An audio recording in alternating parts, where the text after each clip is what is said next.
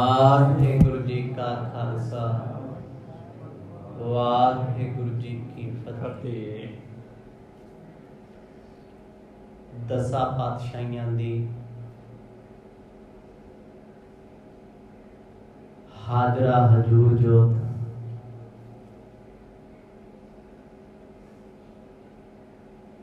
शब्द गुरु श्री गुरु ग्रंथ साहिब जियां दी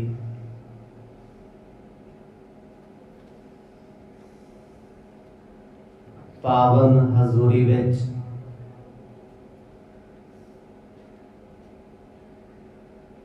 बड़े ही प्रेम दे नाल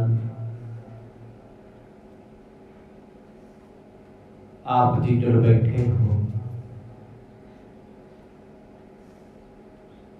आओ जिन्ना भी समा सतगुरां दी कृपा नाल प्राप्त हो रहा है,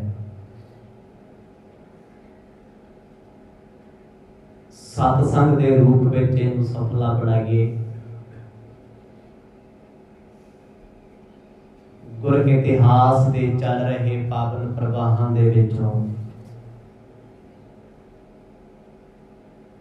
आप जी ने सरवण कीता सी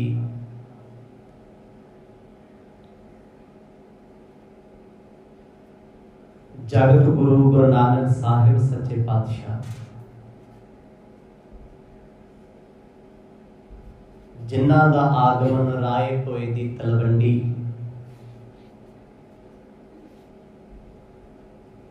कतक दी पूर्णवासी अमृत वेले दा समय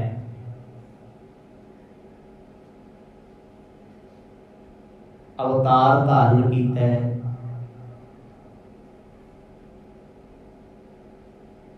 जिस कमरे विच सतगुर सच्चे पातशाह जी ने प्रगट होने की खेड रचाई है। 8 मूहां वाला बलदा दीवा भी सतगुरां दे प्रकाश के सामने कमजोर हो गया। सब तो पहले दीदार दाई दौलतां ते माता तृप्ता जी ने कीते। चारे पासे महका बिखरियां हुई ने, देवी देवते फुलों दीयां बरसातां करते ने, मौसम बड़ा सुहावना है। इन्हां सारे प्रसंगां नूं आप जी ने बड़े विस्तार सहित सरवण कीता। आओ जी सुरत करके चलिए राय भोई दी तलवंडी ननकाना साहिब। पाओ प्रेम दी सांझ गज वज के आखो जी सतनाम श्री वाहिगुरु साहिब जी। सतनाम श्री वाहिगुरु साहिब जी। दासी दौर दई सुध कलो लेहो बधाई आनंद विसालो। जिस वेले सृष्टि दे मालक सतगुरु गुरु नानक साहिब सच्चे पातशाह इस मानवता नूं तारन दे वास्ते मनुखा शरीर विच प्रगट होए, इस प्रकाश इस जन्म की खुशी सारे ही परिवार नूं है। सब तो पहला तुलसा दासी इस खुशी नूं सुनाउण वास्ते कल्याण चंद जी दे पास बेड़े विच भजी आई है, जो पहला तो ही बाहर बैठे ने। आ करके आखन लगे कालू जी, कल्याण चंद जी भागा वाले हो तुसी। उस निरंकार परमात्मा ने तुहानू पुत्र दी दात बख्शी है। जिस वेले कल्याण चंद जी ने अपने कन्ना दे नाल तुलसा दासी दे बोलां नूं सुनिया, तुलसा दासी वो है जो माता तृप्ता जी की सेवा दे विच हर वेले तत्पर रहिंदी है। ते मां तृप्ता ने कदे उहनूं नौकरानी नहीं सी जाणिया, क्योंकि वह भी राय भोए दी तलवंडी दी वसन वाली है, इसे पंजाब दी रहन वाली है। ਪਰਿਵਾਰ ਦੇ ਪਿਆਰ ਦੇ ਤਰੀਕੇ ਹੋਰ ਹੋ ਸਕਦੇ, ਪਰ ਸਾਂਝ ਬੜੀ ਡੂੰਘੀ ਸੀ। ਤੁਲਸਾ ਦਾਸੀ ਵੀ ਇਸ ਖੁਸ਼ੀ ਦੇ ਵਿੱਚ ਸਭ ਤੋਂ ਵੱਧ ਖੁਸ਼ ਹੈ। ਕਲਿਆਣ ਚੰਦ ਜੀ ਨੂੰ ਵਿਹੜੇ ਵਿੱਚ ਆਇਆ, ਉਹਨਾਂ ਰੌਲਾ ਪਾ ਕੇ ਆਖਿਆ, ਵਧਾਈ ਹੋਵੇ, ਭਾਗਾਂ ਵਾਲੇ ਹੋ ਤੁਸੀਂ, ਤੁਹਾਡੇ ਘਰ ਪੁੱਤਰ ਨੇ ਜਨਮ ਲਿਆ। ਕਹਿੰਦੇ ਇੰਨੇ ਬੋਲ ਬੋਲੇ। ਇਹਨਾਂ ਬੋਲਾਂ ਤੋਂ ਬਾਅਦ ਕਲਿਆਣ ਚੰਦ ਜੀ ਦੇ ਧਰਤੀ ਤੇ ਪੈਰ ਹੀ ਨਹੀਂ ਲੱਗੇ। ਕਿਤੇ ਨਾ ਕਿਤੇ ਉਹ ਅਰਦਾਸਾਂ ਕਰਦੇ ਸੀ, ਰੱਬਾ ਕੋਈ 24 ਅਵਤਾਰਾਂ ਦੇ ਵਿੱਚੋਂ ਇੱਕ ਅਵਤਾਰ ਭੇਜ ਦਿਓ।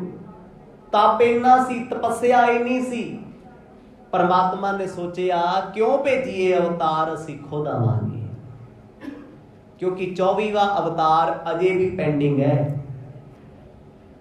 ਅੱਜ ਤੱਕ ਧਰਤੀ ਤੇ ਕੇਵਲ 23 ਅਵਤਾਰ ਹੋਏ ਨੇ, ਕੱਛ ਮੱਛ ਬਰਾਹ ਜਿਹੜੇ ਵੀ ਆ, ਪਰ ਇੱਕ ਜੋ ਗੁਰੂ ਸਾਹਿਬ ਨੇ ਇਸ਼ਾਰਾ ਕੀਤਾ ਕਲਕੀ ਅਵਤਾਰ, ਜਿਹਦੇ ਆਉਣ ਵਿੱਚ ਅਜੇ ਦੇਰ ਪਈ ਹੈ। ਸ਼ਾਇਦ ਪਿਤਾ ਨੂੰ ਲੱਗਿਆ ਸੀ ਕਲਕੀ ਅਵਤਾਰ ਦੇ ਅਵਤਾਰ ਲਿਆ, ਕਿਉਂਕਿ ਉਸ ਵੇਲੇ ਸੋਚ ਇੰਨੀ ਹੈ, ਜਾਂ ਤੇ ਇਸਲਾਮ ਮਤ ਹੈ ਜਾਂ ਫਿਰ ਸਨਾਤਨ ਮਤ ਹੈ। ਨਾ ਤੇ ਸਿੱਖੀ ਦਾ ਰੌਲਾ, ਨਾ ਸਿੱਖੀ ਦੀ ਗੱਲ ਹੈ, ਨਾ ਸਿੱਖੀ ਨੂੰ ਕੋਈ ਜਾਣਦਾ, ਕਿਉਂਕਿ ਸਿੱਖ ਕੌਮ ਦੇ ਮੁੱਢਲੇ ਬਾਨੀ ਤੇ ਅੱਜ ਆਏ ਆ ਸਰੀਰਕ ਤੌਰ ਤੇ। ਇਸ ਕਰਕੇ ਪਰਿਵਾਰ ਹਿੰਦੂ ਧਰਮ ਦੇ ਨਾਲ ਜੁੜਿਆ ਹੋਇਆ ਸੀ। ਹਿੰਦੂ ਧਰਮ ਤੋਂ ਪੁਰਾਣਾ ਧਰਮ ਹੈ ਸਨਾਤਨ, ਕਿਉਂਕਿ ਅੱਜ ਤੱਕ ਕਿਸੇ ਵੇਦ ਕਤੇਬ ਗ੍ਰੰਥ ਦੇ ਵਿੱਚ ਹਿੰਦੂ ਸ਼ਬਦ ਨਹੀਂ ਮਿਲਦਾ। ਸਨਾਤਨ ਮਤ ਹੋਣ ਕਰਕੇ ਇਸ ਦੇਸ਼ ਦਾ ਨਾਮ ਸੀ ਭਾਰਤ, ਇਸ ਖੰਡ ਦਾ ਨਾਮ ਭਾਰਤ ਖੰਡ। ਹੁਣ ਜਿਸ ਵੇਲੇ ਕਲਿਆਣ ਚੰਦ ਜੀ ਨੇ ਇਹ ਖੁਸ਼ਖਬਰੀ ਸੁਣੀ, ਅਸਮਾਨ ਵੱਲ ਮੁਖ ਕੀਤਾ ਤੇ ਸ਼ੁਕਰ ਕੀਤਾ ਰੱਬ ਦਾ। ਰੱਬ ਨੂੰ ਉਦੋਂ ਵੀ ਰੱਬ ਹੀ ਕਹਿੰਦੇ ਸੀ। ਬੜਿਆਂ ਨਾਮਾਂ ਨਾਲ ਪੁਕਾਰਿਆ ਜਾਂਦਾ, ਨਾਰਾਇਣ, ਹਰੀ, ਇਹ ਰੱਬ ਦੇ ਨਾਮ ਨੇ, ਪਰਮਾਤਮਾ ਦੇ। ਅਸੀਂ ਵਿਅਕਤੀਗਤ ਇਹਨਾਂ ਨਾਮਾਂ ਨਾਲ ਨਹੀਂ ਜੁੜਨਾ ਵੀ ਰਾਮ ਸ਼ਾਇਦ ਕੋਈ ਤ੍ਰੇਤੇ ਵਾਲਾ ਹੈ, ਪਰ ਗੁਰਬਾਣੀ ਨੇ ਉਸ ਰਾਮ ਦੀ ਗੱਲ ਕੀਤੀ ਜੋ ਸ੍ਰਿਸ਼ਟੀ ਦਾ ਮਾਲਕ ਹੈ। ਪਿਤਾ ਕਲਿਆਣ ਚੰਦ ਖੁਸ਼ੀ ਵਿੱਚ ਖੀਵੇ ਹੁੰਦੇ ਨੇ। ਕਾਂਤ ਮਾਨ ਪਾਤਾ ਤੁਮਾਰੇ, ਮੰਗਲ ਕਰਹੁ ਬਬਿਦ ਪ੍ਰਕਾਰ। ਤੇ ਦਾਸੀ ਆਖਣ ਲੱਗੀ ਖੁਸ਼ੀਆਂ ਮਨਾਓ। ਹੁਣ ਦਾਸਾਂ ਤੇ ਦਾਸੀਆਂ ਦੀਆਂ ਖੁਸ਼ੀਆਂ ਕਿਹੜੀਆਂ ਹੁੰਦੀਆਂ, ਵਧਾਈ ਦਿਓ। ਜਦੋਂ ਨੇ ਕਿਹਾ ਮੁਬਾਰਕਾਂ ਤੁਹਾਨੂੰ, ਕਲਿਆਣ ਚੰਦ ਬੜੇ ਖੁਸ਼ ਹੋਏ। ਉਹ ਬੜਾ ਕੁਝ ਸੋਚੀ ਬੈਠੇ ਆ, ਪਤਾ ਨਹੀਂ ਉਹਨਾਂ ਦੇ ਦਿਲ ਦਿਮਾਗ ਵਿੱਚ ਕੀ ਕੀ ਚੱਲਦਾ ਵੀ ਮੈਂ ਆਪਣੇ ਪੁੱਤਰ ਤੋਂ ਕੀ ਵਾਰ ਦੇਣਾ। ਤੇ ਸੁਭਾਵਿਕ ਗੱਲ ਹੈ, ਧੀ ਪੁੱਤ ਦਾ ਜਨਮ ਹੋਵੇ ਤੇ ਬੜਾ ਕੁਝ ਵੰਡਿਆ ਜਾਂਦਾ ਹੈ। ਇਹ ਲੋਕਾਂ ਦੀ ਸੋਚ ਆ ਵੀ ਧੀ ਜੰਮੀ ਆ ਤੇ ਸ਼ਾਇਦ ਚੁੱਪਚਾਪ ਹੀ ਠੀਕ ਹੈ, ਪੁੱਤ ਜੰਮਿਆ ਤੇ ਕੇਕ ਕੱਟਾਂਗੇ। ਇਹ ਸਾਡੀ ਸੋਚ ਹੈ ਪਿਛੋਕੜ, ਕਿਉਂਕਿ ਬੈਕਵਰਡ ਸੋਚ ਜਦੋਂ ਮਨੁੱਖ ਦੀ ਬਣਦੇ ਨਾ, ਉਹ ਚੋਂ ਨਿਕਲਣਾ ਬਹੁਤ ਔਖਾ ਹੁੰਦਾ ਹੈ। ਪਰ ਕਲਿਆਣ ਚੰਦ ਜੀ ਨੇ ਧੀ ਦੇ ਜੰਮਿਆਂ ਤੋਂ ਵੀ ਖੁਸ਼ੀ ਮਨਾਈ ਹੈ ਤੇ ਪੁੱਤ ਦੇ ਜੰਮਿਆਂ ਤੋਂ ਵੀ ਬੜੇ ਖੁਸ਼।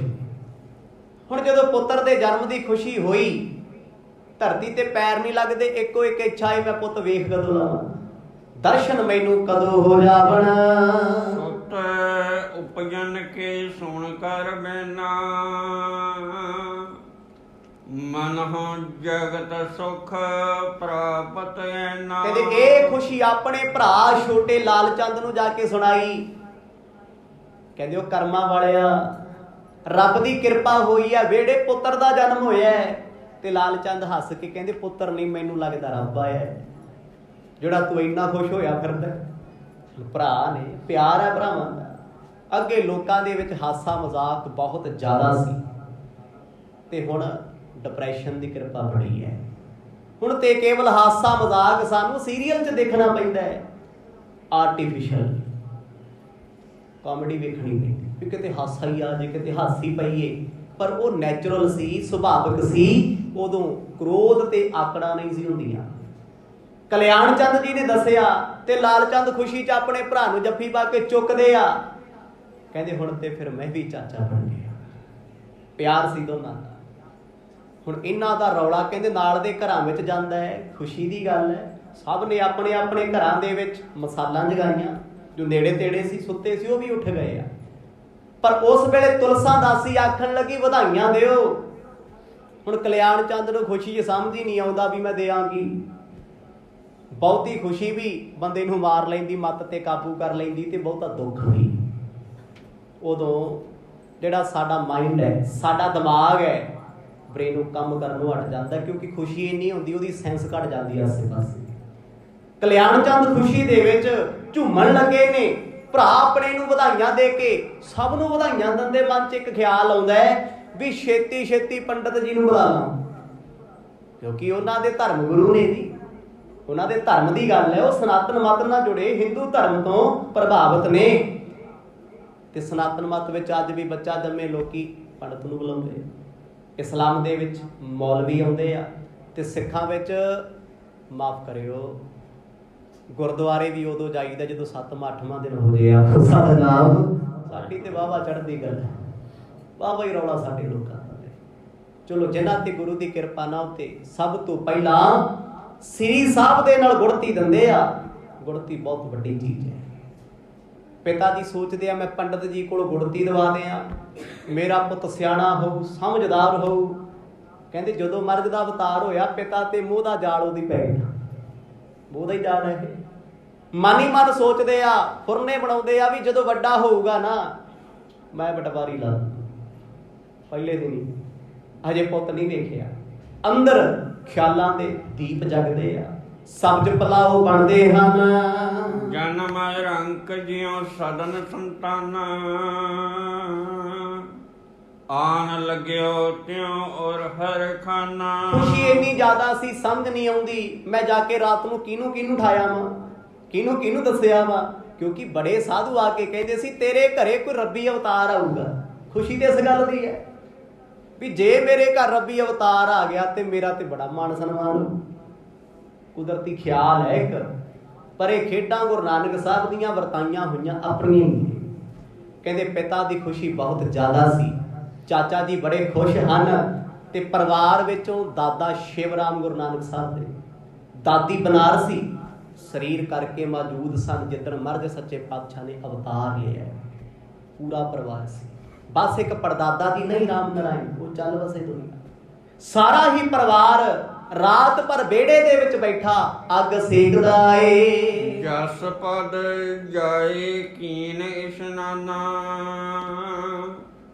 ਬਸਤਰਨ ਜੁਤ ਜਿਉ ਬੇਦ ਬਖਾਨਾ। ਕਹਿੰਦੇ ਸਭ ਤੋਂ ਪਹਿਲਾਂ ਜਾ ਕੇ ਪਿਤਾ ਕਲਿਆਣ ਚੰਦ ਜੀ ਨੇ ਕੀ ਕੰਮ ਕੀਤਾ। ਸਨਾਤਨ ਮਤ ਦੇ ਵਿੱਚ ਅੱਜ ਵੀ ਇਹ ਉਹਨਾਂ ਦੀ ਮਰਿਆਦਾ ਹੈ, ਰੀਤ ਕਹਿ ਲਓ। ਖੂਹ ਤੇ ਜਾ ਕੇ ਇਸ਼ਨਾਨ ਕੀਤਾ ਅੰਮ੍ਰਿਤ ਵੇਲੇ। ਜਦ ਵੀ ਹਿੰਦੂ ਘਰ ਵਿੱਚ ਬੱਚੇ ਦਾ ਜਨਮ ਹੁੰਦਾ ਹੈ, ਮੈਥੋਲੋਜੀ ਆਖਦੀ ਹੈ ਵੀ ਪਿਤਾ ਇਸ਼ਨਾਨ ਕਰਕੇ ਨਵੇਂ ਕੱਪੜੇ ਪਹਿਨੇ ਤੇ ਪੁਰਾਣੇ ਸੁੱਟ ਦੇ, ਵੀ ਸਮਝ ਤੇਰਾ ਨਵਾਂ ਜਨਮ ਹੋਇਆ। ਭਾਵ ਪੁੱਤਰ ਘਰ ਚ ਆਇਆ, ਤੇਰੀ ਜ਼ਿੰਮੇਵਾਰੀ ਸਾਂਭੇਗਾ, ਤੇਰੀ ਕੁੱਲ ਵਧੇਗੀ। ਹੁਣ ਸਨਾਤਨ ਮਤ ਤੋਂ ਪ੍ਰੇਰਿਤ ਹਨ, ਹਿੰਦੂ ਧਰਮ ਦਾ ਬਹੁਤ ਵੱਡਾ ਬੋਲਬਾਲਾ ਹੈ ਉਹਨਾਂ ਸਮਿਆਂ 'ਚ। ਪਿਤਾ ਜੀ ਖੂਹ ਤੇ ਆਏ ਅੰਮ੍ਰਿਤ ਵੇਲੇ, ਠੰਡੇ ਠੰਡੇ ਪਾਣੀ ਨਾਲ ਇਸ਼ਨਾਨ ਕੀਤਾ, ਨਿੱਘਾ ਜਿਹਾ ਪਾਣੀ ਹੈ, ਕਰਕੇ ਇਸ਼ਨਾਨ, ਖੁਸ਼ੀ ਵਿੱਚ ਸੋਹਣੇ ਵਸਤਰ ਪਾਏ ਨੇ, ਸਣ ਕੇਸੀ ਇਸ਼ਨਾਨ ਹੋਇਆ। ਤੇ ਇਸ ਖੁਸ਼ੀ ਵਿੱਚ ਵਾਪਸ ਘਰੇ ਆ ਗਏ, ਆ ਕੇ ਪਲੰਘੇ ਤੇ ਬੈਠੇ ਆ, ਪਰ ਇੱਕੋ ਹੀ ਤਲਬ ਲੱਗੀ ਹੈ ਕਦੋਂ ਪੁੱਤਰ ਦੇ ਦੀਦਾਰ ਹੋ ਜਾਣ, ਕਦੋਂ ਮੈਂ ਆਪਣੇ ਬੱਚੇ ਨੂੰ ਹੱਥਾਂ ਦੇ ਵਿੱਚ ਚੁੱਕ ਲਵਾਂ। ਔਰ ਪਰਮੇਸ਼ਰ ਕੋ ਕਰ ਧਿਆਨਾ, ਬੰਧਨ ਕਰੇ ਬੰਦ ਜੁਗ ਪਾਨਾ। ਆਪਣੀ ਮਰਿਆਦਾ ਪੂਰਨ ਕਰਨੀ ਸੀ, ਆਏ ਨੇ ਇਸ਼ਨਾਨ ਕਰਕੇ, ਲਾ ਕੇ ਚੌਂਕੜਾ ਬਹਿ ਗਏ, ਮੰਤਰਾਂ ਦਾ ਕੀਤਾ ਜਾਪ ਕਲਿਆਣ ਚੰਦ ਜੀ ਨੇ, ਕਿਉਂਕਿ ਉਹ ਵੇਦਾਂ ਦਾ ਪਾਠ ਕਰਦੇ ਆ, ਵੇਦੀ ਕੁਲ ਹੈ। ਪਹਿਲਾਂ ਕਹਿ ਕੇ ਆਏ ਨੇ ਕਵੀ ਜੀ, ਜਪ ਤਪ ਵਰਤ ਪੂਜਾ ਉਹਨਾਂ ਦੇ ਜੀਵਨ ਦਾ ਨੇਮ ਸੀ। ਸੁਭਾਅ ਤੇ ਨਹੀਂ ਜਾਣਾ, ਸੁਭਾਅ ਤੇ ਹਰੇਕ ਬੰਦੇ ਦਾ ਆਪਣਾ ਆਪਣਾ ਹੁੰਦਾ, ਗੁਣਾਂ ਦੀ ਕੁਆਲਿਟੀ ਹੈ। ਗੁਣ ਕੀ ਨੇ? ਕਹਿੰਦੇ ਆ ਕਿ ਉਹਨਾਂ ਨੇ ਇਬਾਦਤ ਕੀਤੀ, ਭਗਤੀ ਕੀਤੀ, ਸ਼ੁਕਰਾਨਾ ਰੱਬ ਦਾ ਕਰਦੇ, ਪਰ ਭਗਤੀ 'ਚ ਚਿੱਤ ਨਹੀਂ ਲੱਗਦਾ। ਇਹ ਮਾਇਆ ਰੱਬ ਦੀ। ਜਿੱਦਣ ਤੁਹਾਡਾ ਪਾਠ ਵਿੱਚ ਮਨ ਨਹੀਂ ਲੱਗੂ, ਚੱਲ ਆਪਣੀ ਕਿਹੜੀ ਗੱਲ, ਆਪਣਾ ਲੱਗਿਆ ਵੀ ਕਦੋਂ ਸੀ। ਉਹ ਦਿਨ ਕਿਹੜਾ ਹੈ ਜਿੱਦਣ ਸਾਡਾ ਅਰਦਾਸ 'ਚ ਮਨ ਲੱਗਿਆ ਹੋਵੇ, ਪਾਠ 'ਚ ਲੱਗਿਆ ਹੋਵੇ, ਸੇਵਾ 'ਚ ਲੱਗਿਆ ਹੋਵੇ, ਤੇ ਲੱਗੀ ਹੋਵੇ ਮੂਵੀ। ਮੈਂ ਕਹਿੰਦਾ 3-3 ਘੰਟੇ ਅੱਖ ਨਹੀਂ ਫਰਕਦੇ। ਇੰਟਰਵੈਲ ਤੇ ਵੀ ਗੁੱਸਾ ਆਉਂਦਾ ਵੀ ਆ ਕਿਉਂ ਗਿਆ ਇਹ, ਪਰ ਜੇ ਕਿਤੇ ਚੱਲਦਾ ਹੋਵੇ ਅਖੰਡ ਪਾਠ ਸਾਹਿਬ ਪੈ ਜੇ ਸੁਣਨਾ, ਬਸ 30 ਮਿੰਟ ਵੀ ਰੱਬ ਰੱਬ ਕਰਕੇ ਨਿਕਲਦੇ। ਆਖੋ ਸਤਿਨਾਮ। ਆ ਬਿਰਤੀ ਸਮਾਜ ਦੀ। ਕਹਿੰਦੇ ਉਹ ਤੇ ਚਲੋ ਹੈ ਭਗਤ ਬੰਦੇ ਸੀ, ਭਗਤੀ ਵਾਲੇ ਸੀ, ਪਰ ਖੁਸ਼ੀ ਇੰਨੀ ਜ਼ਿਆਦਾ ਹੋ ਗਈ ਭਗਤੀ ਵਿੱਚ ਚਿੱਤ ਨਹੀਂ ਲੱਗਦਾ। ਇਹ ਬਿਦ ਜਨਮ ਭਇਓ ਜਗ ਗੁਰ ਕੋ, ਸੁਖ ਦੇਵਨ ਭਗਤਨ ਪੁਨ ਧਰ ਕੋ। ਗੁਰੂ ਨਾਨਕ ਸਾਹਿਬ ਮਹਾਰਾਜ ਦਾ ਅਵਤਾਰ ਹੋ ਗਿਆ। ਭਾਈ ਬਾਲਾ ਜੀ ਸੁਣਾ ਰਹੇ ਨੇ, ਕਹਿੰਦੇ ਸਤਿਗੁਰ ਪਰਿਵਾਰ ਪਾਲਣ ਨਹੀਂ ਸੀ ਆਏ, ਉਹ ਜੱਗ ਦੀਆਂ ਜ਼ਿੰਮੇਵਾਰੀਆਂ ਥੋੜਾ ਨਿਭਾਉਣ ਆਏ ਆ, ਜ਼ਿੰਮੇਵਾਰੀਆਂ ਸਿਖਾਉਣ ਆਏ ਆ ਕਿੱਦਾਂ ਨਿਭਾਉਣੀਆਂ। ਉਹ ਪਰਿਵਾਰ ਪਾਲਣ ਤੇ ਵੰਸ਼ ਚਲਾਉਣ ਨਹੀਂ ਆਏ, ਉਹ ਤੇ ਜੱਗ ਦੇ ਦੁੱਖਾਂ ਨੂੰ ਕੱਟ ਕੇ ਜ਼ਮਾਨਾ ਠਾਰਨ ਆਏ ਨੇ। ਆਖੋ ਸਤਿਨਾਮ। ਇਹ ਉਹਨਾਂ ਤੇ ਕਿੱਡੀ ਵੱਡੀ ਜ਼ਿੰਮੇਵਾਰੀ ਹੈ, ਸ੍ਰਿਸ਼ਟੀ ਦੇ ਮਾਲਕ ਨੇ। ਹਾਂ ਸਾਡੇ ਤੇ ਜ਼ਿੰਮੇਵਾਰੀ ਹੋਊ, ਸਾਡੇ ਪਰਿਵਾਰ ਦੀ, ਮਿੱਤਰਾਂ ਦੋਸਤਾਂ ਦੀ ਹੋਊ, ਇਹ ਤੋਂ ਵੱਧ ਕੇ ਕੀ ਹੈ? ਕੁਛ ਵੀ ਨਹੀਂ। ਅਸੀਂ ਫਿਰ ਦੁਖੀ ਹਾਂ।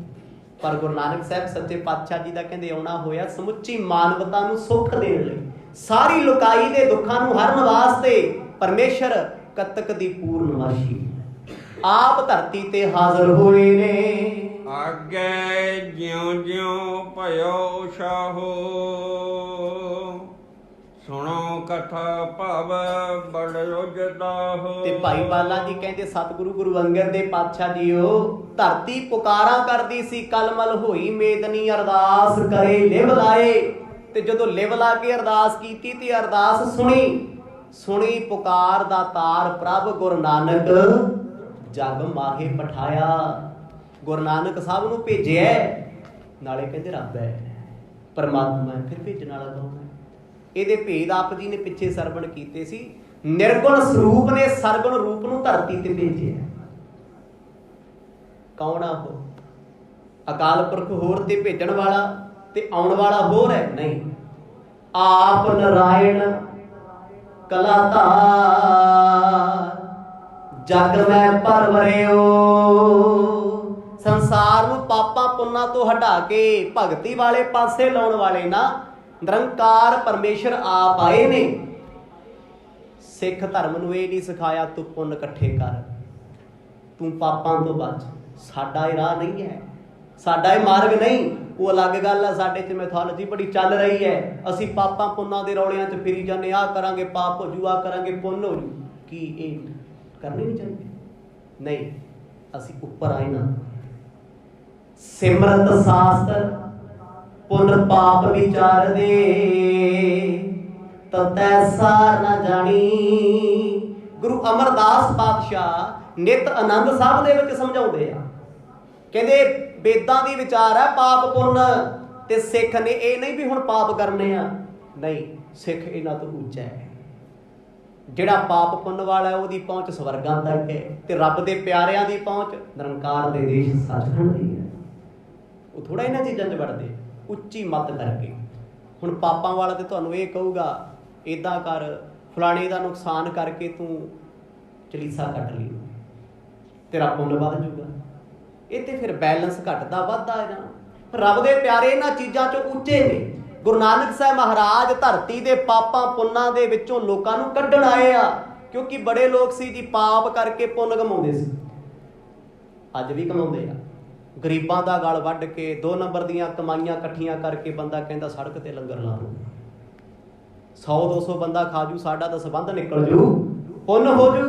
ਨਾ ਭਾਈ, ਜਿਹੜਾ ਉਹ ਗਲ ਵੱਢਿਆ ਨਾ ਗਰੀਬਾਂ ਦਾ, ਉਹ ਜਿਹੜੇ ਪਾਪ ਕੀਤੇ ਹੋਏ ਆ, ਪਾਪਾਂ ਦਾ ਹਿਸਾਬ ਪਾਪਾਂ ਨਾਲ ਹੋਣਾ ਹੈ, ਇਹਦਾ ਤੇ ਅਲੱਗ ਹੀ ਹੋਊਗਾ। ਸਤਿਨਾਮ।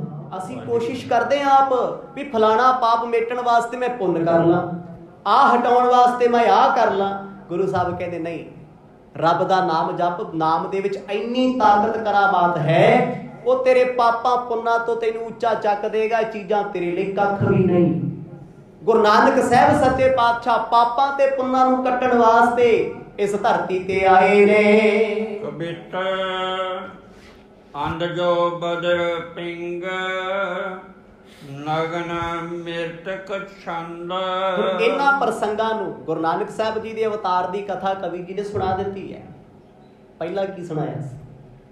ਪਹਿਲਾਂ ਤੇ ਜਨਮ ਪੱਤਰੀ ਕਿੱਦਾਂ ਲੱਭੀ, ਕਿਵੇਂ ਪ੍ਰਾਪਤ ਕੀਤੀ, ਫਿਰ ਉਹਨਾਂ ਨੇ ਗੁਰੂ ਸਾਹਿਬ ਦੇ ਆਉਣ ਦੇ ਕਾਰਨ ਦੱਸੇ। 2 ਦਿਨ ਆਪ ਜੀ ਨੇ ਸੁਣਿਆ ਕਲਯੁਗ ਕਿੰਨਾ ਘੋਰ ਸੀ ਜਿਵੇਂ ਅੱਜ ਹੈ। ਕਾਰਨਾਂ ਤੋਂ ਬਾਅਦ ਆਉਣ ਤੋਂ ਪਹਿਲਾਂ ਦਾ ਸਮਾਂ ਦੱਸਿਆ ਵੀ ਸਬੱਬ ਕਿਵੇਂ ਬਣਿਆ, ਫਿਰ ਆਏ ਆ।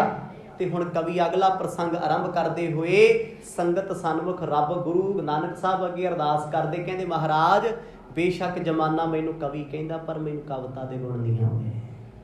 ਮੇਰੀ ਕਵਿਤਾ ਅੰਨੀ ਹੈ, ਪਿੰਗਲੀ ਹੈ, ਗੂੰਗੀ ਹੈ। ਇਹ ਨਿਮਰਤਾ ਦੇ ਬੋਲੇ। ਮਹਾਕਵੀ ਭਾਈ ਸੰਤੋਖ ਸਿੰਘ ਵਰਗਾ ਜੱਗ ਤੇ ਕਵੀ ਕੋਈ ਨਹੀਂ, ਜਿਨ੍ਹਾਂ ਦੀ ਕਵਿਤਾ ਵੱਡੇ ਵੱਡੇ ਵਿਦਵਾਨਾਂ ਨੂੰ ਮਾਤ ਪਾਉਂਦੀ ਹੈ, ਤੇ ਮਾੜਾ ਮੋਟਾ ਮੇਰੇ ਵਰਗਾ ਤੇ ਪੜ੍ਹ ਵੀ ਨਹੀਂ ਸਕਦਾ ਉਹਨਾਂ ਦੇ ਲਿਖੇ ਕਵਿਤਾ ਨੂੰ। ਤੇ ਉਹ ਨਿਮਰਤਾ ਗੱਡੀ ਚੱਕੀ ਫਿਰਦੇ ਆ। ਕਹਿੰਦੇ ਮੇਰੇ ਕੋਲੋਂ ਗੁਰੂ ਸਾਹਿਬ ਦਾ ਇਤਿਹਾਸ ਲਿਖਦੇ ਆ ਨਾ, ਕਵਿਤਾਵਾਂ ਤੇ ਛੰਦਾਂ ਬੰਦੀਆਂ ਦਾ ਲਿਹਾਜ਼ ਨਹੀਂ ਰਹੀ ਮੇਰੇ ਕੋਲ, ਕਿਉਂਕਿ ਉਹ ਰੱਬ ਦੇ ਗੁਣਾਂ ਨੂੰ ਮੈਂ ਛੰਦਾਂ 'ਚ ਕਿਵੇਂ ਐਡ ਕਰਦੇ। ਉਹ ਸਭ ਉੱਚੇ ਨੇ, ਪਰ ਮੈਂ ਕੋਸ਼ਿਸ਼ ਕੀਤੀ ਆ ਮੇਰੇ ਛੰਦ ਪਿੰਗਲੇ ਹੋ ਸਕਦੇ ਆ, ਮੇਰੇ ਅਲਫਾਜ਼ ਟੇਢੇ ਹੋ ਸਕਦੇ ਆ, ਮੇਰੀਆਂ ਲਿਖੀਆਂ ਕਵਿਤਾਵਾਂ ਦੀਆਂ ਵੰਨਗੀਆਂ ਅੰਨੀਆਂ ਹੋ ਸਕਦੀਆਂ, ਗੂੰਗੀਆਂ ਬੋਲੀਆਂ ਹੋ ਸਕਦੀਆਂ ਨੇ। ਪਰ ਸਿੱਖੋ, ਕੁਛ ਵੀ ਹੋਵੇ ਮੈਂ ਰੱਬ ਦੇ ਗੁਣਾਂ ਨੂੰ ਗਾਉਣ ਦੀ ਕੋਸ਼ਿਸ਼ ਕੀਤੀ ਹੈ। ਤੁਸੀਂ ਇਹਨੂੰ ਪ੍ਰਵਾਨ ਕਰਿਓ। ਰੁਕਤ ਪਾਰਥ ਕੀ ਸਮਝ ਨਾ ਆਵਈ। ਤੇ ਮੈਨੂੰ ਕਿਸੇ ਨੁਕਤੇ ਦੀ ਸਮਝ ਨਹੀਂ। ਗੁਣ ਕੀ ਨੇ ਕਵਿਤਾ ਦੇ? ਹੁਣ ਜਿਹੜਾ ਦੋਹਰਾ ਪੜ੍ਹਦੇ ਆ ਆਪਾਂ, ਇਹਦੇ ਕਿੰਨੇ ਛੰਦ ਨੇ, ਕਿੰਨੇ ਅੱਖਰ ਨੇ, ਕਿੰਨੀਆਂ ਲਗ ਮਾਤਰਾ ਨੇ, ਐਵੇਂ ਥੋੜਾ ਲਿਖੇ ਜਾਂਦੇ। ਚੌਪਈ ਪੜ੍ਹਦੇ ਆ, ਸਾਨੂੰ ਤੇ ਸਿਰਫ ਚੌਪਈ ਇੱਕ ਬਾਣੀ ਦਾ ਪਤਾ ਨਾ ਵੀ ਚੌਪਈ ਸਾਹਿਬ ਬਾਣੀ ਹੈ। ਪਿਆਰਿਓ, ਚੌਪਈ ਸਾਹਿਬ 5 ਬਾਣੀਆਂ ਚੋਂ ਇੱਕ ਬਾਣੀ ਹੈ, ਪਰ ਚੌਪਈ ਇੱਕ ਛੰਦ ਦਾ ਨਾਮ ਹੈ। ਦਸਮ ਦੀ ਬਾਣੀ ਪੜ੍ਹੋਗੇ ਨਾ, ਬਾਰ-ਬਾਰ ਚੌਪਈ ਚੌਪਈ ਆਏਗਾ। ਰੋਜ਼ ਕਥਾ ਸੁਣਦੇ ਹੋ, ਕਦੇ ਸੋਚਿਆ ਨਹੀਂ ਵੀ ਭਾਈ ਸਾਹਿਬ ਜਦ ਵੀ ਪੜ੍ਹਦੇ ਆ, ਸਟਾਰਟ ਕਰਦੇ ਚੌਪਈ ਪੜ੍ਹਦੇ ਆ। ਚੌਪਈ ਇੱਕ ਚਾਲ ਹੈ, ਜਿਵੇਂ ਮਿਰਜੇ ਦੇ ਵਿੱਚ ਲੋਕ ਗੀਤ ਗਾਉਂਦੇ ਆ, ਰਾਗਾਂ ਦੇ ਵਿੱਚ ਲੋਕ ਗਾਉਂਦੇ ਆ। ਹੁਣ ਬਸੰਤ ਕੀ ਵਾਰ ਹੈ, ਬਸੰਤ ਰਾਗ ਦੇ ਵਿੱਚ ਹੈ, ਤੇ ਜਦ ਰਾਗ ਬਸੰਤ ਦਾ ਸਮਾਂ ਹੁੰਦਾ ਹੈ, ਸੱਚਖੰਡ ਸ੍ਰੀ ਦਰਬਾਰ ਸਾਹਿਬ ਹਰ ਸ਼ਬਦ ਘੁਮਾ ਕਰਕੇ ਬਸੰਤ ਚ ਗਾਇਆ ਜਾਂਦਾ ਹੈ। ਟੋਨ ਉਹੀ ਰਹੂਗੀ, ਰਿਦਮ ਉਹੀ ਰਹਿਣਗੀਆਂ।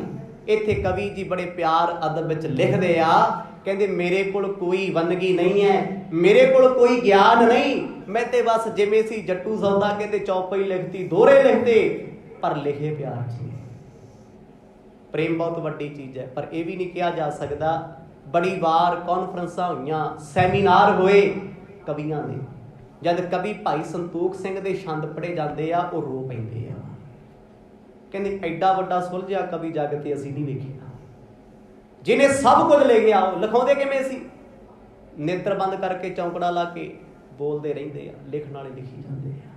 ਬਸ ਇੰਨਾ ਇਸ਼ਾਰਾ ਕਰਦੇ, ਚੌਪਈ ਆ ਗਈ, ਲਿਖਣ ਵਾਲੇ ਲਿਖ ਰਹੇ ਆ। ਕਿੰਨਾ ਅੰਦਰ ਗਹਿਰਾ ਸਾਗਰ ਹੋਏਗਾ, ਜਿੱਡਾ ਵੱਡਾ ਗੁਣ ਤੇ ਉਹ ਤੋਂ ਵੱਡੀ ਨਿਮਰਤਾ। ਕਹਿੰਦੇ ਮੇਰੀਆਂ ਕਵਿਤਾਵਾਂ ਦੇ ਵਿੱਚ ਬੜੀਆਂ ਗਲਤੀਆਂ ਹੋਈਆਂ ਹੋਣਗੀਆਂ। ਵੈਰ ਦੇਸ਼ ਕਾਲ ਗਨ ਅਗਨ ਨਮੋਹੀ ਰਸ। ਕਹਿੰਦੇ ਮੈਨੂੰ ਤੇ ਰਸਾਂ ਦਾ ਵੀ ਨਹੀਂ ਪਤਾ। 6 ਰਸ ਨੇ, ਕਿਸੇ ਨੇ 9 ਦਾ ਜ਼ਿਕਰ ਕੀਤਾ ਹੈ। ਕਵੀ ਕਹਿੰਦੇ ਮੇਰਾ ਤੇ ਰਸਾਂ ਨਾਲ ਵੈਰ ਹੈ, ਮੈਨੂੰ ਤੇ ਨਾ ਦੇਸ਼ ਦਾ ਪਤਾ, ਨਾ ਕਾਲ ਸਮੇਂ ਦਾ ਪਤਾ, ਜੋ ਆਇਆ ਮੈਂ ਮੂੰਹ ਚੁੱਕ ਕੇ ਲਿਖਤਾ ਏ। ਉਹਨਾਂ ਦੇ ਨਿਮਰਤਾ ਦੇ ਬੋਲੇ ਤੋਂ ਵੱਡੀ ਨਿਮਰਤਾ ਕੀ ਹੋ ਸਕਦੀ? ਰਸ ਕਿਹੜੇ ਆ? ਵਿਪਤਸ ਰਸ, ਵੀਰ ਰਸ, ਪ੍ਰੇਮ ਰਸ, ਸ਼ਾਂਤ ਰਸ, ਵੈਰਾਗ ਰਸ। ਕਿਹੜੇ ਕਿਹੜਿਆਂ ਦੀ ਗੱਲ ਕਰੀਏ? ਕਵੀ ਜੀ ਨੇ ਸਾਰੇ 12 ਦੇ 12 ਰਸ ਇੱਥੇ ਅੰਕਿਤ ਕੀਤੇ ਹੋਇਆ, ਤੇ ਲਿਖੇ ਵੀ ਇੰਨੇ ਸ਼ਾਨਦਾਰ ਨੇ। ਜਿੱਦਣ ਵਿਰਾਗ ਦੀ ਕਥਾ ਚੱਲੇ, ਅੱਖਾਂ ਭਰ ਆਉਂਦੀਆਂ ਨੇ।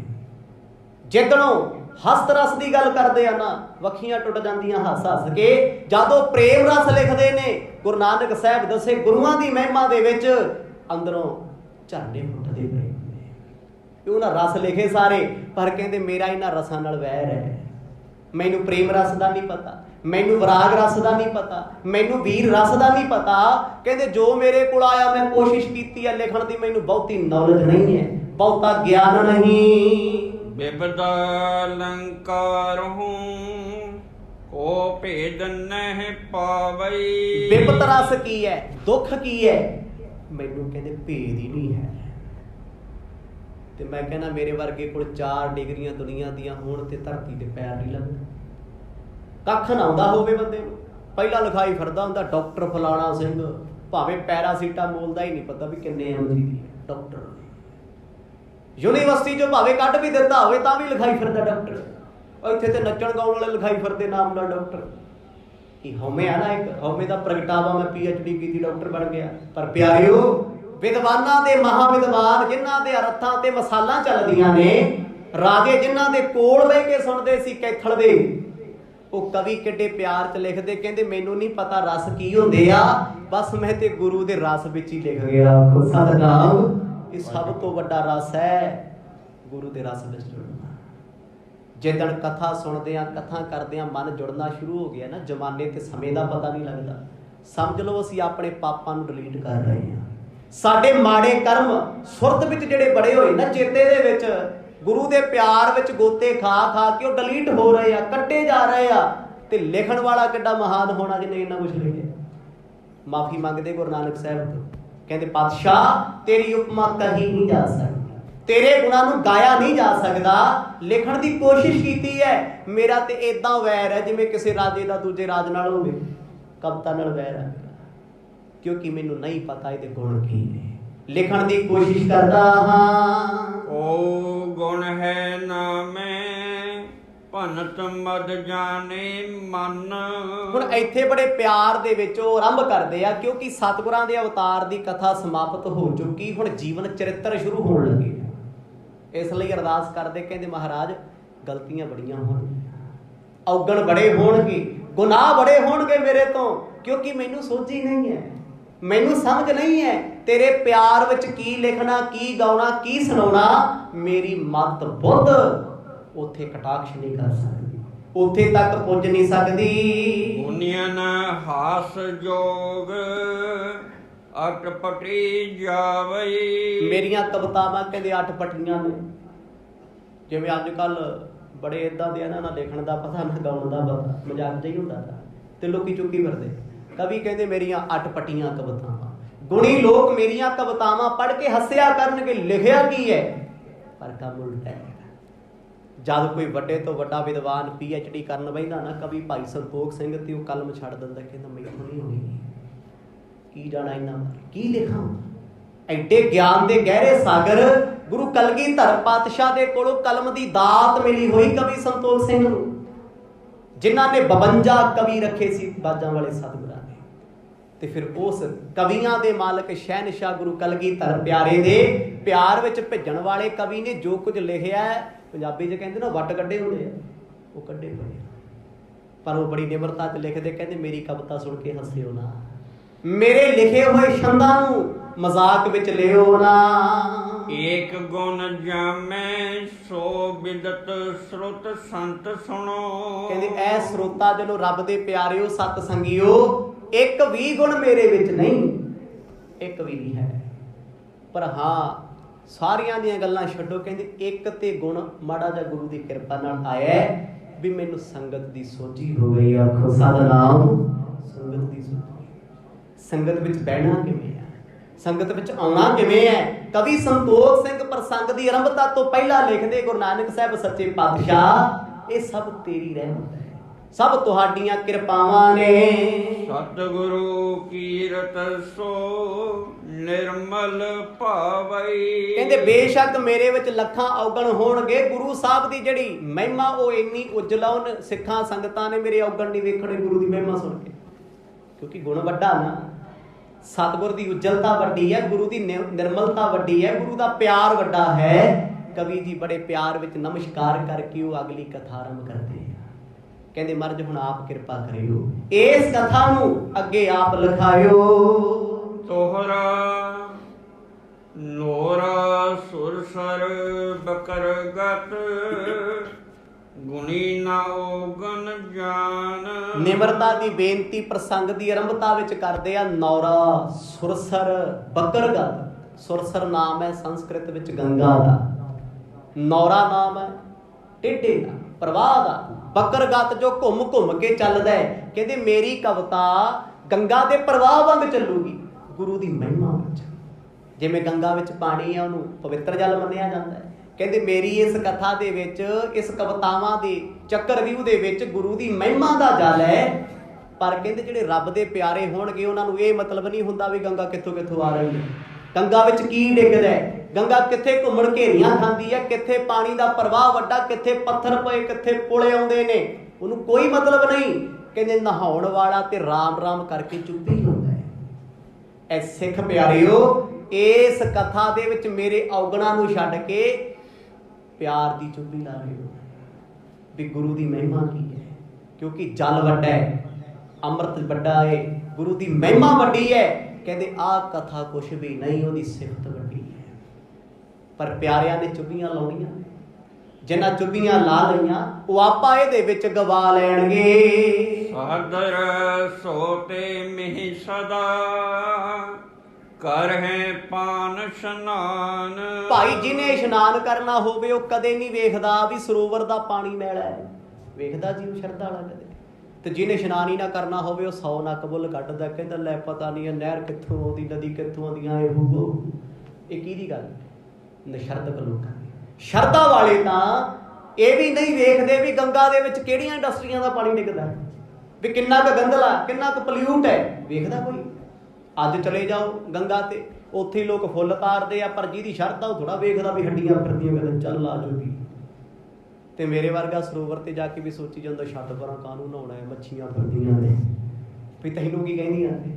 ਤੇਰੀ ਸ਼ਰਧਾ ਮੱਛੀਆਂ ਤੱਕ ਹੈ, ਤੇਰੀ ਸ਼ਰਧਾ ਕਿੱਥੇ ਹੈ? ਕਿਉਂਕਿ ਅਸੀਂ ਅਕਲ ਤੋਂ ਵੱਧ ਕੇ ਸਿਆਣੇ ਹੋ ਗਏ ਆ, ਇਸੇ ਕਰਕੇ ਦੁਖੀ ਹਾਂ।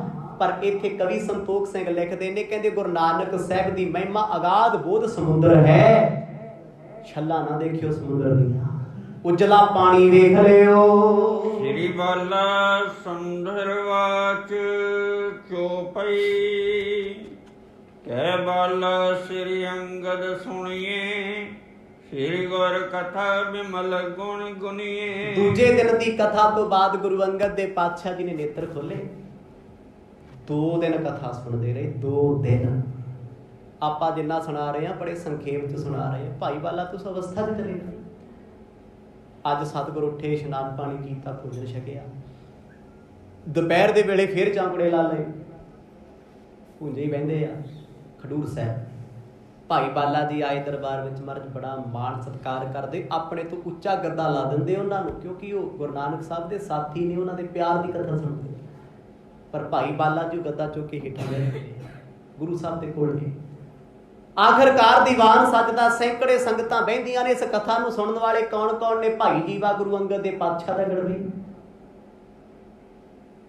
ਪਰਮਜੁਲ ਕਾ ਗੁਰੂ ਕਾ ਪਿਆਰਾ ਪਰਮਹੰਸ, ਹੋਰ ਕਈ ਸਿੱਖ ਨੇ ਜਿਹੜੇ ਪਿਆਰ ਵਿੱਚ ਭਿੱਜ ਕੇ ਇਸ ਕਥਾ ਨੂੰ ਸੁਣਦੇ। ਬਾਬਾ ਬੁੱਢਾ ਜੀ ਨੇ ਚੌਂਕੜਾ ਲਾਇਆ, ਗੁਰੂ ਅੰਗਦ ਦੇ ਪਾਤਸ਼ਾਹ ਨੇਤਰ ਬੰਦ ਕੀਤੇ, 7 ਕਰਤਾਰ ਕਹਿ ਕੇ ਭਾਈ ਬਾਲਾ ਜੀ ਕਹਿੰਦੇ ਮਹਾਰਾਜ ਆਓ ਚੱਲੀਏ ਰਾਏ ਭੋਏ ਦੀ ਤਲਵੰਡੀ ਦੇ ਵੇਲੇ।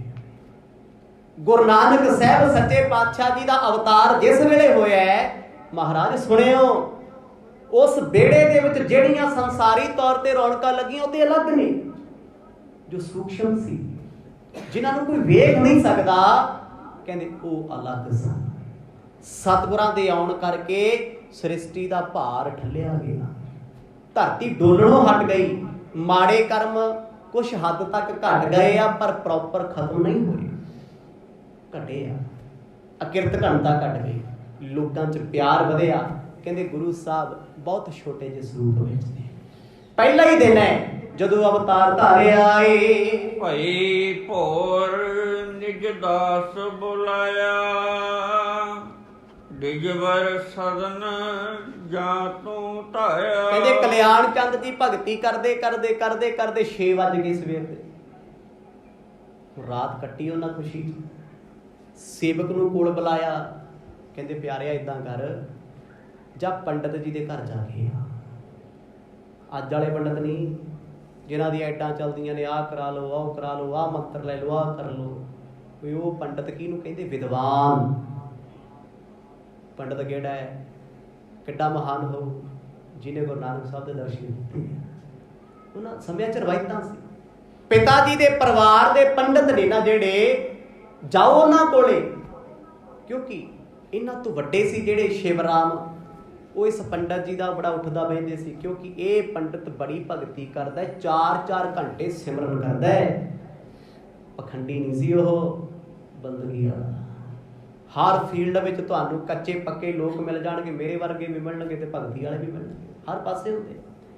ਪਿਤਾ ਜੀ ਦਾ ਪਹਿਲਾ ਹੀ ਬੋਲ ਸੀ, ਕਹਿੰਦੇ ਜਾਓ ਫਟਾਫਟ ਪੰਡਤ ਜੀ ਦੇ ਘਰੇ ਜਾ ਕੇ ਉਹਨਾਂ ਨੂੰ ਹੁਣੇ ਨਾਲ ਲੈ ਕੇ ਆਵੋ। ਦੇਵਗ ਜੋ ਹਰ ਦਿਆਲ ਪਰਬੀਨਾ,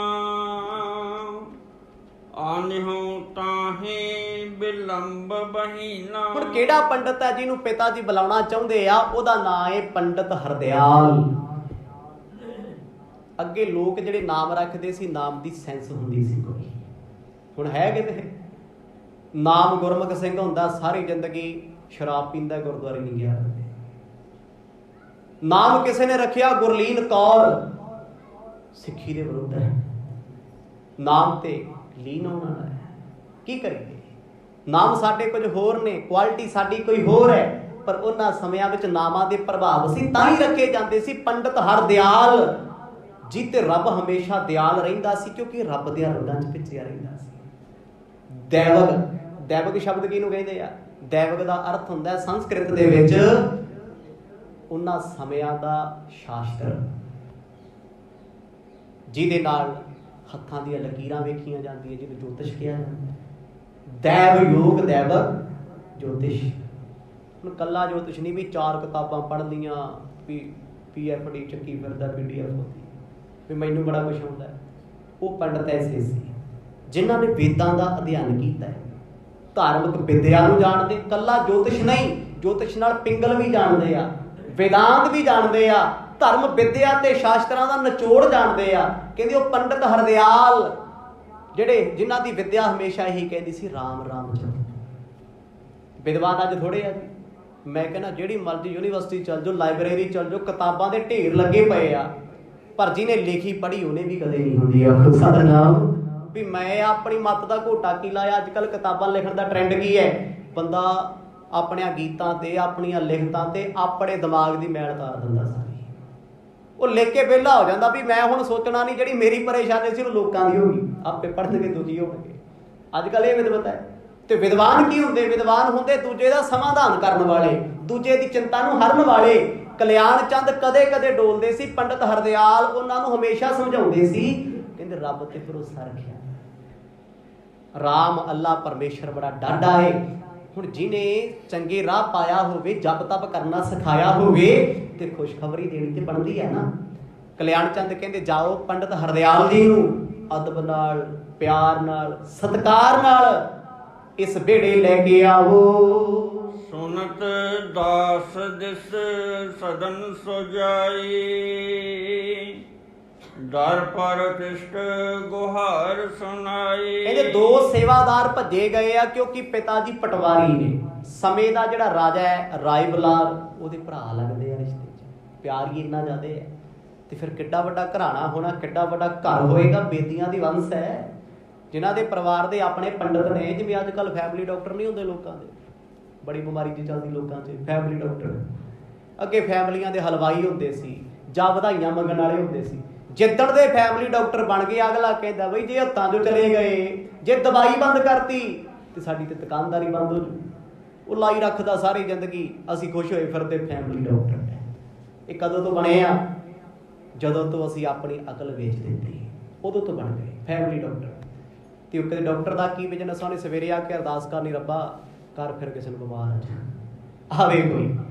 ਤੁਸੀਂ ਬੜੇ ਖੁਸ਼ ਹੋ ਸਾਡਾ ਫੈਮਿਲੀ ਡਾਕਟਰ ਹੈ, ਉਹ ਇੱਕ ਦੇ ਨਾਲ ਤੁਹਾਨੂੰ 4 ਗੋਲੀਆਂ ਲਿਖ ਕੇ ਭੇਜਦਾ। ਉਹਨੂੰ ਪਤਾ ਹੈ ਵੀ ਜੇ ਇੱਕ ਅੱਧੀ ਰਿਐਕਸ਼ਨ ਕਰੂਗੀ ਤਾਂ ਹੀ ਕੱਲ ਆਊ ਚੈੱਕਅਪ ਕਰਾਉਣ। ਤੇ ਅਸੀਂ ਫੜਾ ਮਾਰਦੇ ਫਿਰਦੇ ਸਾਡਾ ਫਲਾਣਾ ਡਾਕਟਰ ਫੈਮਿਲੀ ਹੈ। ਕੋਈ ਕਿਸੇ ਦਾ ਮਿੱਤ ਨਹੀਂ, ਭੁਲੇਖੇ ਕੱਢਦੇ ਹੋ।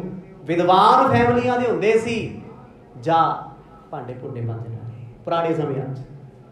ਚਲੋ ਚੀਜ਼ਾਂ ਤੇ ਉਹੀ ਨੇ, ਥੋੜਾ ਜਿਹਾ ਕਨਵਰਟ ਹੋ ਗਈਆਂ, ਚੇਂਜ ਹੋ ਗਿਆ। ਹੁਣ ਉਹਨਾਂ ਸਮਿਆਂ ਦੇ ਵਿੱਚ ਵੈਦ ਫੈਮਿਲੀ ਦੇ ਨਹੀਂ ਸੀ ਹੁੰਦੇ। ਪੜ੍ਹ ਲਓ ਅੱਜ ਤੋਂ ਸਤਯੁਗ ਤੱਕ ਪੁਰਾਣੇ ਸਰੋਤ ਪੜ੍ਹੋ, ਕੋਈ ਵੈਦ ਫੈਮਿਲੀ ਨਹੀਂ ਸੀ ਹੁੰਦਾ, ਪਰਿਵਾਰ ਦਾ ਨਹੀਂ ਸੀ ਹੁੰਦਾ। ਵੈਦ ਸਾਂਝੇ ਹੁੰਦੇ ਸੀ ਤੇ ਲੋਕ ਉੱਠ ਕੇ ਅਰਦਾਸ ਕਰਦੇ ਸੀ, ਰੱਬਾ ਕੱਲ ਚੱਕਦਾ ਭਾਵੇਂ ਅੱਜ ਚੁੱਕ ਲਈ, ਪਰ ਵੈਦਾਂ ਦੇ ਧੱਕੇ ਨਾ ਜਾਣੀਆਂ ਸਤਿਨਾਮ। ਹੁਣ ਤੇ ਮੈਂ ਕਹਿੰਦਾ ਝੱਲੇ ਹੋਏ ਫਿਰਦੇ ਆ ਇੱਕ ਦੂਜੇ ਤੋਂ, ਫਲਾਣਾ ਡਾਕਟਰ ਸਪੈਸ਼ਲਿਸਟ, ਚੰਡੀਗੜ੍ਹ ਵਾਲੇ ਦਿੱਲੀ ਦਵਾਈ ਲਈ ਜਾਂਦੇ, ਦਿੱਲੀ ਵਾਲੇ ਕਹਿੰਦੇ ਚੰਡੀਗੜ੍ਹ ਲੈ ਗਏ। ਦੱਸ ਚੱਲ ਨਹੀਂ ਚੜਿਆ, ਸਮਝ ਤੋਂ ਬਾਹਰ ਨਿਕਲਦਾ।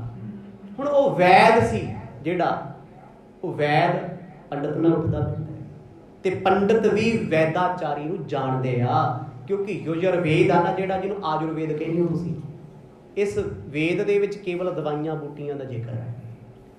ਤੇ ਜਿਹੜਾ ਪੰਡਤ ਵਿਦਵਾਨ ਹੈ ਉਹ ਇਹ ਤੋਂ ਚੰਗੀ ਤਰ੍ਹਾਂ ਜਾਣਦਾ ਹੈ, ਉਹਨੂੰ ਪਤਾ ਹੈ। ਇਹੀ ਕਾਰਨ ਸੀ ਪੁਰਾਣੇ ਜਿਹੜੇ ਨਿਰਮਲ ਸਾਧੂ ਹੁੰਦੇ ਸੀ ਨਾ, ਨਿਰਮਲੇ ਸਾਧੂ ਜਾਣਦੇ ਹੋਗੇ ਮਾੜਾ ਮੋਟਾ ਤੁਸੀਂ, ਉਦਾਸੀ। ਅੱਜ ਵੀ ਉਹਨਾਂ ਦੇ ਡੇਰਿਆਂ ਤੇ ਚਲੇ ਜਾਓ, ਜਿੱਥੇ ਉਹ ਵਿਦਵਾਨ ਬੜੇ ਆ ਉੱਥੇ ਦਵਾਈਆਂ ਬੂਟੀਆਂ ਵੀ ਖਾਂਦੇ ਆ, ਸਿਆਣੇ ਨੇ ਉਹਨਾਂ ਨੇ ਵੇਦਾਂ ਦਾ ਅਧਿਐਨ ਕੀਤਾ ਹੋਇਆ ਹੈ। ਹੁਣ ਜਿਸ ਵੇਲੇ ਦੋ ਸੇਵਾਦਾਰ ਗਏ, ਜਾ ਕੇ ਦਰਵਾਜ਼ਾ ਖਟਖਟਾਇਆ, ਕਿਤੇ ਪੰਡਤ ਭਗਤੀ 'ਚ ਬੈਠਾ ਸੀ, ਤੇ ਦਰਵਾਜ਼ੇ ਤੇ ਦਰਵਾਜ਼ਾ, ਥੱਪੜ ਤੇ ਥੱਪੜ, ਹੱਥ ਤੇ ਹੱਥ, ਵੀ ਪੰਡਤ ਜੀ ਦਰਵਾਜ਼ਾ ਖੋਲੋ। ਲੱਕੜ ਦਾ ਦਰਵਾਜ਼ਾ ਸੰਗਲੀ ਵਾਲਾ ਹੁੰਦਾ ਸੀ ਪੁਰਾਣੇ ਸਮੇਂ 'ਚ। ਕਹਿੰਦੇ ਪੰਡਤ ਵੇਖ ਕੇ ਬੜਾ ਹੈਰਾਨ, ਵੀ ਕਿਹੜਾ ਕਿਹੜਾ ਸਵੇਰੇ ਸਵੇਰੇ ਆ ਗਿਆ ਓਏ, ਕਿਹੜਾ ਏਡਾ ਗਾਲਾ ਹੋਇਆ ਪਿਆ। ਉਹ ਦਰਵਾਜ਼ਾ ਖੜਕਾਉਂਦੇ, ਬਾਰ-ਬਾਰ ਆਵਾਜ਼ਾਂ ਮਾਰਦੇ, ਕਹਿੰਦੇ ਛੇਤੀ ਪੰਡਤ ਜੀ ਦਰਵਾਜ਼ਾ ਖੋਲ ਦਿਓ। ਦਰਵਾਜ਼ਾ ਖੋਲਿਆ, ਕਹਿੰਦੇ ਹਾਂ ਦੱਸੋ ਭਾਈ ਕਿਵੇਂ ਆਏ। ਅੱਗੇ ਲੋਕ ਬੜੇ ਭੋਲੇ ਸੀ। ਕਹਿੰਦੇ ਕਲਿਆਣ ਚੰਦ ਜੀ ਨੇ ਭੇਜਿਆ, ਖੁਸ਼ਖਬਰੀ ਲੈ ਕੇ ਆਏ ਆ। ਸਤਵਾ ਬਚਨ ਵਿਪਰਿਹਰ ਦਿਆਲਾ,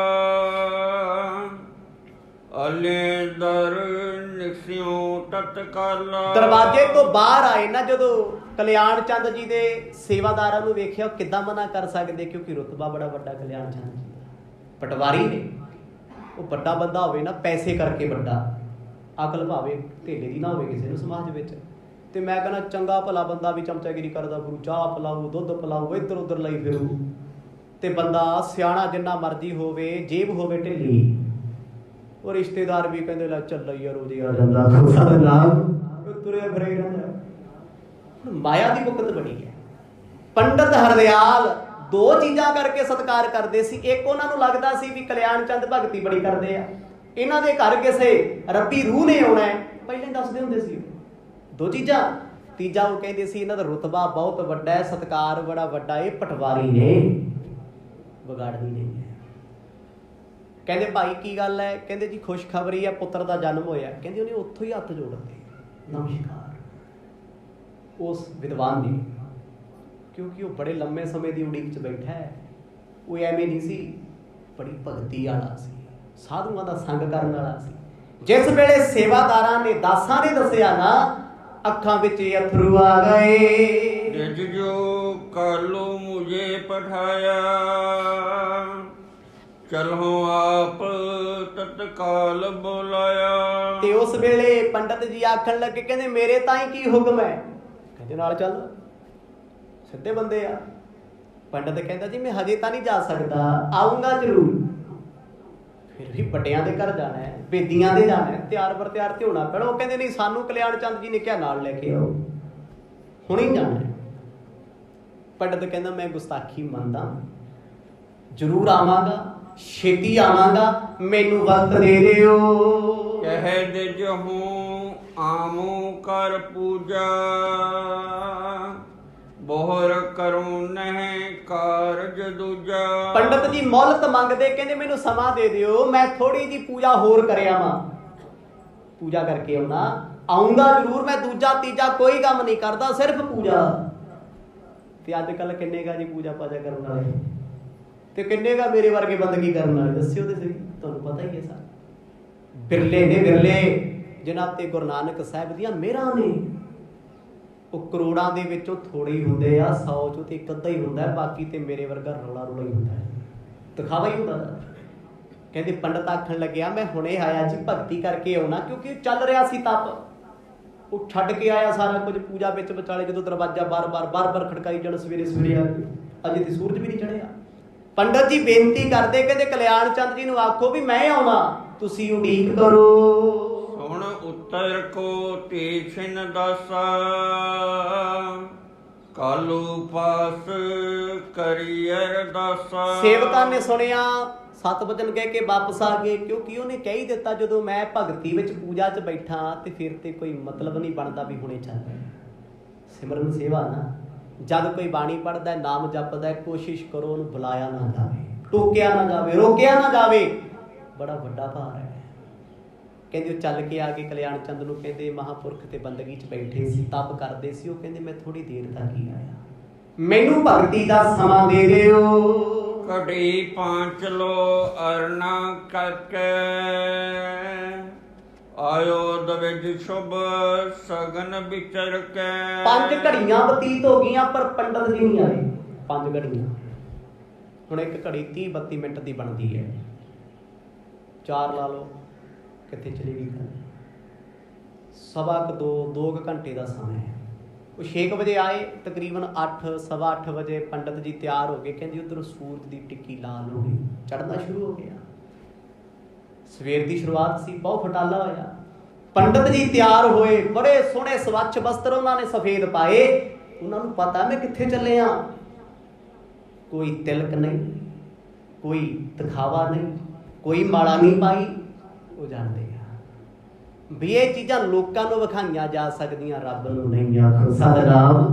ਇਹਦੇ ਸਾਹਮਣੇ ਕੁਝ ਵੀ ਨਹੀਂ। ਇਹ ਜਿਹਨੇ ਆ ਉਪਗ੍ਰਹਿਾਂ ਦੀਆਂ ਮਾਲਾ ਬਣਾਈਆਂ ਪਈਆਂ, ਸ੍ਰਿਸ਼ਟੀ ਰਚੀ ਹੋਈ ਹੈ, ਉਹਦੇ ਸਾਹਮਣੇ ਆ ਚੀਜ਼ਾਂ ਕੀ।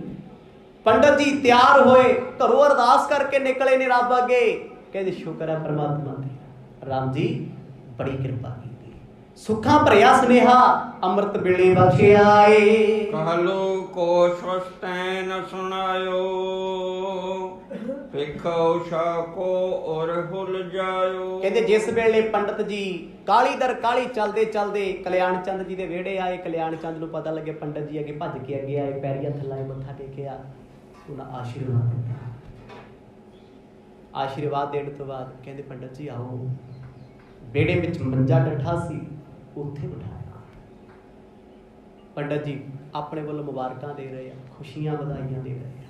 ਕਹਿੰਦੇ ਕਲਿਆਣ ਚੰਦ ਬੜੀ ਰੱਬ ਦੀ ਕਿਰਪਾ ਹੋਈ ਭਾਈ, ਬੜੀ ਵੱਡੀ ਮਿਹਰ ਹੋ ਗਈ। ਹੁਣ ਪੰਡਤ ਕੋਈ ਇੱਕ ਘਰ ਗਿਆ ਹੋਣਾ ਜੀ, ਹਜ਼ਾਰਾਂ ਬੱਚੇ ਜਨਮੇ ਹੋਣੇ ਉੱਥੇ, ਸਭ ਦੇ ਘਰ ਜਾਣਾ ਪੈਂਦਾ ਹੈ। ਪਰ ਜਿੰਨੇ ਉਹ ਅੱਜ ਖੁਸ਼ ਸੀ, ਇੰਨੇ ਖੁਸ਼ ਕਦੇ ਨਹੀਂ ਹੋਏ। ਆਖੋ ਸਤਿਨਾਮ। ਕਿ ਉਹ ਪੰਡਤ ਹਰਦਿਆਲ ਜਾਣਦੇ ਵੀ ਆਉਣ ਵਾਲਾ ਕੌਣ ਹੈ। ਤੁਸੀਂ ਇਹ ਦੇਖੋ ਵੀ ਜਿਹਦੇ ਆਇਆਂ ਤੋਂ ਸੱਦਾ ਸਿੱਧਾ ਪੰਡਤ ਹਰਦਿਆਲ ਕੋਲ ਗਿਆ, ਕਿਤੇ ਨਾ ਕਿਤੇ ਕਲਿਆਣ ਚੰਦ ਤੋਂ ਕੋਈ ਸ਼ਕਤੀ ਬੁਲਾ ਰਹੀ ਹੈ ਨਾ ਵੀ ਜਾ। ਪੰਡਤ ਤੇ ਹੋਰ ਬੜੇ ਵਸਦੇ ਸੀ ਉਸ ਪਿੰਡ ਵਿੱਚ, ਥੋੜੇ ਪੰਡਤ ਸੀ, 20-25 ਘਰ ਸੀ ਪੰਡਤਾਂ ਦੇ ਰਾਏ ਭੋਜ ਦੀ ਤਲਵ ਵਿੱਚ। ਕੇਵਲ ਹਰਦਿਆਲ ਜੀ ਨੂੰ ਬੁਲਾਇਆ, ਉਹਨਾਂ ਨੂੰ ਸੱਦਾ ਦਿੱਤਾ ਏ। दोहरा डिजवर को ले अजर में सादर आसन डास। ਤੇ ਪੰਡਤ ਜੀ ਪਹਿਲੀ ਬੇਨਤੀ ਕਰਦੇ, ਕਹਿੰਦੇ ਕਲਿਆਣ ਚੰਦ ਜੀ ਆ ਪਲੰਗੇ ਚੁੱਕ ਦਿਓ, ਧਰਤੀ ਤੇ ਚਾਦਰ ਵਿਛਾ ਦਿਓ, ਮੈਂ ਭੁੱਜੇ ਬਹਿਣਾ। ਠੰਡ ਦਾ ਸਮਾਂ, ਸਵੇਰੇ ਸਵੇਰੇ ਅੱਜ ਕੱਲ ਦੇ ਦਿਨ ਹੀ ਆ, ਬਹਿ ਸਕਦੇ ਹੋ ਭੁੱਜੇ। ਇੱਕ ਪੰਡਤ ਹੋ ਕੇ ਮੈਂ ਕਹਿੰਦਾ ਮੇਰੇ ਵਰਗਾ ਮਾੜਾ ਜਿਹਾ ਬੰਦਾ ਭੁੱਜੇ ਬਹਿ ਕੇ ਰੋਟੀ ਨਹੀਂ ਖਾ ਸਕਦਾ। ਕਿਤੇ ਨਾ ਕਿਤੇ ਫੀਲ ਹੁੰਦਾ ਮੈਂ ਪਤਾ ਨਹੀਂ ਕਿਹੜੀ ਤੋਂ ਹੁੰਦਾ ਨਾ ਕਿਤੇ ਬੰਦੇ ਨੂੰ, ਹਰ ਬੰਦੇ ਨੂੰ ਹੁੰਦਾ ਵੀ ਮੈਂ ਕਿਉਂ ਬੈਠਾ ਥੱਲੇ। ਪੰਡਤ ਕਹਿੰਦਾ ਥੱਲੇ ਵਿਛਾਓ ਜੀ, ਕੋਈ ਉੱਪਰ ਨਾ ਬੈਠੇ।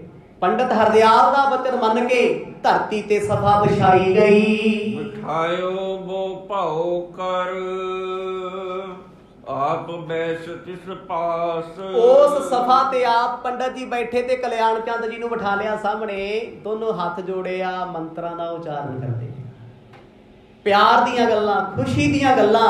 ਕਹਿੰਦੇ 9-9:30 ਵਜੇ ਦਾ ਸਮਾਂ ਹੋ ਗਿਆ। ਗੁਰੂ ਨਾਨਕ ਸਾਹਿਬ ਜੀ ਦੇ ਦਰਸ਼ਨਾਂ ਦੀ ਤਾਂਘ ਪੰਡਤ ਜੀ ਕਰ ਰਹੇ ਆ। ਸੋ ਸਮਾਂ ਸਮਾਪਤ ਹੋ ਗਿਆ। ਕਵੀ ਜੀ ਨੇ ਅੱਜ ਪ੍ਰਸੰਗ ਆਰੰਭ ਕੀਤੇ ਜੀਵਨ ਚਰਿੱਤਰਾਂ ਦੇ, ਤੇ ਹੁਣ ਗੁਰੂ ਸਾਹਿਬ ਦੇ ਚੋਜ ਬਚਪਨ ਦੇ ਆਰੰਭ ਹੋ ਗਏ ਆ ਜੀ। ਮਰਦ ਦੀ ਕਿਰਪਾ ਨਾਲ ਰੋਜ਼ ਸਮੇਂ ਚੋਂ ਸਮਾਂ ਕੱਢ ਕੇ ਪਹੁੰਚ ਕੇ ਲਾਹਾ ਪ੍ਰਾਪਤ ਕਰਿਆ ਕਰੋ, ਕਿਉਂਕਿ ਭਾਗਾਂ ਵਾਲਾ ਸਮਾਂ 550 ਸਾਲੇ ਨੂੰ ਸਮਰਪਿਤ ਇਹ ਕਥਾ ਦੀ ਰਚਨਾ ਹੋਈ ਹੈ ਗੁਰੂ ਨਾਨਕ ਸਾਹਿਬ ਸੱਚੇ ਪਾਤਸ਼ਾਹ। ਤੇ ਆਉਣ ਵਾਲੀ 30 ਤਰੀਕ ਨੂੰ ਗੁਰੂ ਨਾਨਕ ਸਾਹਿਬ ਜੀ ਦਾ ਪ੍ਰਕਾਸ਼ ਪੁਰਬ, ਆਗਮਨ ਪੁਰਬ, ਜਿੱਥੇ ਪੂਰੀ ਸਮੁੱਚੀ ਦੁਨੀਆ ਵਿਸ਼ਵ 'ਚ ਮਨਾਇਆ ਜਾਣਾ, ਉੱਥੇ ਇਸ ਪਾਵਨ ਅਸਥਾਨ ਤੇ ਆਪਾਂ ਸਾਰੀਆਂ ਸੰਗਤਾਂ ਨੇ ਇਹ ਪੁਰਬ ਮਨਾਉਣਾ ਹੈ। ਸ਼ਾਮ ਦੀ ਕਥਾ ਉਸ ਦਿਨ ਨਹੀਂ ਹੋਏਗੀ। 30 ਤਰੀਕ ਵਾਲੇ ਦਿਨ ਸ਼ਾਮ ਦੀ ਕਥਾ ਕੈਂਸਲ ਕਰਕੇ ਦਿਨ ਦੇ ਵਿੱਚ ਹੀ 10 ਤੋਂ 11, 10:30 ਤੋਂ 11:30 ਜੋ ਵੀ ਸਮਾਂ ਨਿਯਤ ਹੋਏਗਾ ਆਪ ਜੀ ਨੂੰ ਦੱਸਿਆ ਜਾਏਗਾ। ਕਿਉਂਕਿ ਸੰਗਤਾਂ ਜਦੋਂ ਸਵੇਰੇ ਆਉਣਗੀਆਂ ਫਿਰ ਸ਼ਾਮੀ ਆਉਣਾ ਵੀ ਔਖਾ ਹੁੰਦਾ, ਤੇ ਗੁਰਪੁਰਬ ਆਪਾਂ ਰਲ ਮਿਲ ਕੇ ਮਨਾਉਣਾ ਸਾਰੀਆਂ ਸੰਗਤਾਂ ਨੇ। ਆਉਣ ਵਾਲੀ 30 ਤਰੀਕ ਨੂੰ ਇਸੇ ਅਸਥਾਨ ਤੇ ਗੁਰੂ ਨਾਨਕ ਸਾਹਿਬ ਜੀ ਦੇ ਪੁਰਬ ਮਨਾਏ ਜਾਣਗੇ। ਵਾਹਿਗੁਰੂ ਵਾਹਿਗੁਰੂ ਵਾਹਿਗੁਰੂ।